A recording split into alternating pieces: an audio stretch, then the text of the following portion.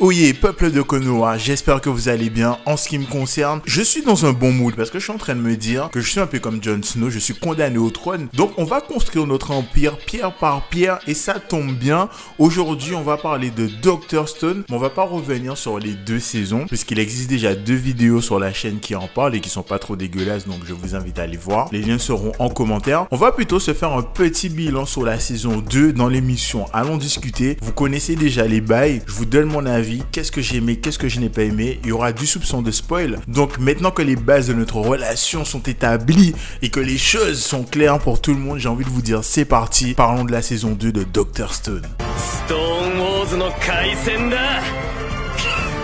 Alors, avant de contextualiser la saison 2, on va déjà s'arrêter sur la saison 1. Où s'est-on arrêté? Ben, c'est au moment où Senku et le village de Kohaku découvrent le message gravé laissé par Byakuya et son équipage après qu'ils soient revenus de l'espace, qui est un dernier conte qui est adressé directement à Senku et aux villageois. Ce message avait pour but de les fédérer pour qu'ils puissent travailler pour une cause commune, et cet aspect fédérateur est cristallisé par le chant de Liliane qui va vraiment convaincre tout le monde et qui vont découvrir les divertissements et la joie en fait que peuvent apporter des choses telles que la musique. Et donc une fois que nous avons le village fédéré, on va se poser la question, mais qu'est-ce qui va se passer contre Tsukasa? Et c'est là que Senku va nous dire que la pierre angulaire de la victoire face à Tsukasa, c'est la guerre de l'information. Et à ce juste titre, dans ce monde de pierre, il va nous construire un téléphone, et à partir de là on utilise un truc de malade. Il faut qu'il réussisse à construire ce téléphone avant la fin de l'hiver, auquel cas Tsukasa va les attaquer. Et donc ça c'est les bases qui vont nous servir pour la saison 2. Donc ne perdons pas plus de temps, parlons de celle-ci. Alors, afin que mon propos soit le plus intelligible possible, mais surtout sincère, il va falloir que je vous fasse un aveu. J'ai été grave surpris par cette saison 2. Mais je vais pas vous sortir un discours du style « Ah ouais, c'est un anime sous-côté, il est tellement surprenant qu'il va bousculer le manga game, personne n'est prêt ». Pas du tout. C'est plutôt à titre personnel. Lorsque j'ai visionné la saison 1, j'avais un certain nombre d'attentes qui ont été bousculées par les premiers épisodes de la saison 2, générant de nouvelles attentes qui elles-mêmes ont été bousculées, créant ainsi une chaîne de bousculades surprenades. Et j'ai pas du tout été, on va dire, déçu par cet aspect-là. Mais pour mieux étayer mon propos, c'est surtout que quand j'ai fini la saison 1, je me suis dit, ok, nous avons deux visions du monde, celle de Senku, réhabiliter la science, celle de Tsukasa, ne pas réhabiliter la science et créer carrément une nouvelle civilisation basée sur la force et la chaîne alimentaire. Et en fait, on n'a pas de confrontation directe. Nos personnages, en fait, ont leurs idées, il n'y a pas de remise en cause ou alors il n'y a pas de perte dans un camp ou dans l'autre qui ferait les personnages, on va dire, avancer ou alors se confronter à la réalité de la chose dans laquelle ils se sont lancés, à savoir une guerre. Et donc, je me suis dit, mais avec une saison 2 qui s'appelle Stone Wars, c'est pile poil le moment pour faire tout ce dont je viens de parler. Perte, choix moraux délicats, stratégie compliquée à mettre en place, ou alors tension au sein d'un camp ou d'un autre. Et pas du tout. Les premiers épisodes commencent en mode, ok, Senku a créé son téléphone. Il va le donner à Gen, à Chrome, Magma, qui vont l'apporter à Taiju et Yuzuhila pour qu'ils puissent, on va dire, travestir l'armée de Tsukasa pour regagner les rangs de Senku. Et donc pour amener ce téléphone là, il va y avoir une première course poursuite dans laquelle Omura va se mettre à suivre le premier trio. Ensuite on a Senku armé du deuxième téléphone qui va suivre Omura, et donc on a une première course poursuite qui est pas palpitante à suivre mais en tout cas intéressante, et surtout qui permet au village de comprendre l'intérêt de la guerre de l'information et l'intérêt du téléphone. Donc je me suis dit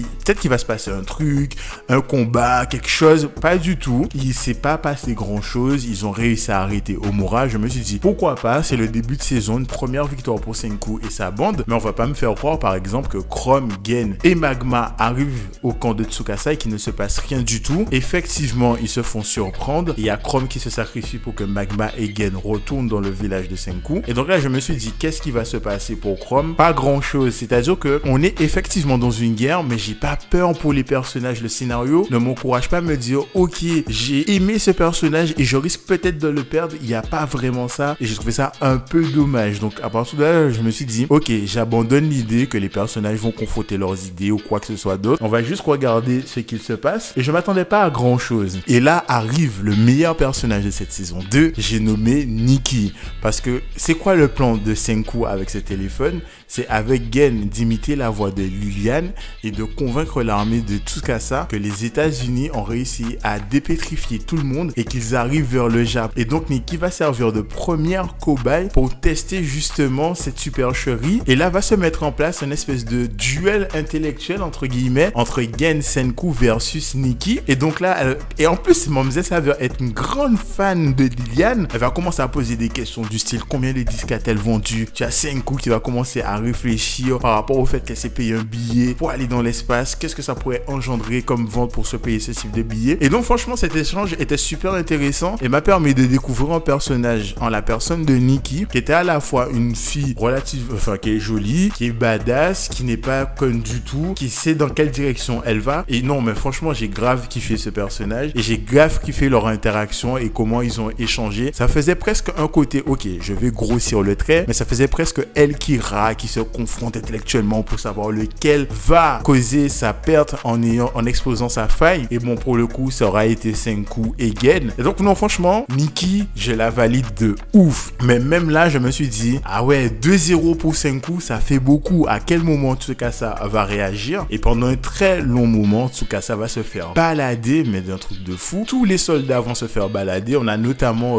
l'évasion de Chrome après sa capture par la bande de Tsukasa qui était intéressante de voir parce qu'on se dit ok il a longtemps suivi Senku cette dernière année et donc il est intéressant de voir comment il va fusionner en fait sa façon de collecter les composants ou les objets à tout ce que Senku lui a appris et c'était plutôt intéressant à suivre. Mais là encore ça s'est passé on va dire dans le plus grand des calmes. Il n'y a toujours pas eu de perte, il n'y a toujours pas eu de confrontation directe et donc arrive le moment où tout se met en place. Ils ont même réussi à convaincre un des bras droits de Tsukasa de les rejoindre en la personne de Ukyo. Je me suis dit mais qu'est-ce qui se passe là? À quel moment ça commence à bouger? À quel moment on parle réellement d'une guerre? J'ai bien compris la subtilité de la guerre de l'information mais quand même on va pas faire que ça. Et là on a Tsukasa et Yoga qui vont découvrir le téléphone et qui vont foncer vers le camp improvisé de Senku et là la confrontation directe va commencer. Et là en fait il y a une phrase qui a été dite que je n'ai jamais encore prononcée mais qui a été dite très tôt dans l'anime, c'est qu'on va gagner cette guerre sans verser le sang. Et jusqu'à ce que Tsukasa et Yoga arrivent, c'est exactement ce qui s'est passé. Même si Ukyo a été un petit peu blessé, mais je vais dire qu'il est pas mort, je me suis dit bon, ben c'est fini en fait. Dr Stone, ça devient nul. C'est pas aussi post-apocalyptique que ça veut nous le faire croire. Et là, on a Yoga qui nous montre son vrai visage et boum, le manga change de ton, trahison, coup du sang, revers de médaille pour l'équipe de Senku qui se fait avoir, Omura qui s'échappe de sa cage. Je me suis dit ah ouais, ok.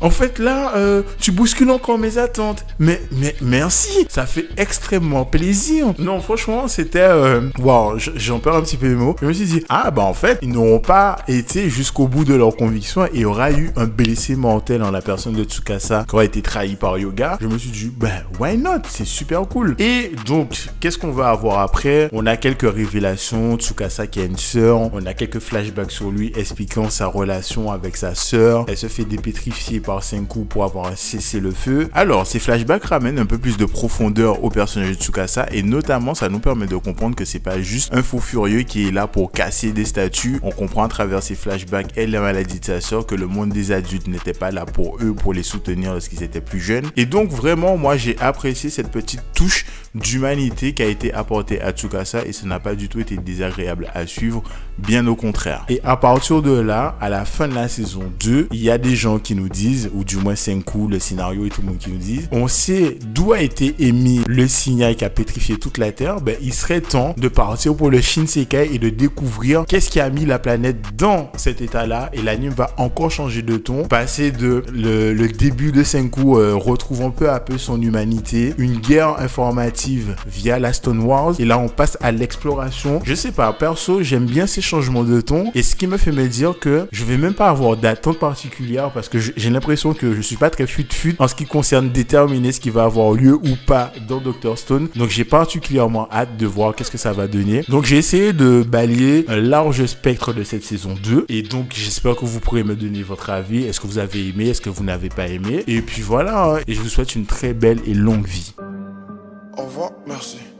Au revoir, merci. Au revoir, merci.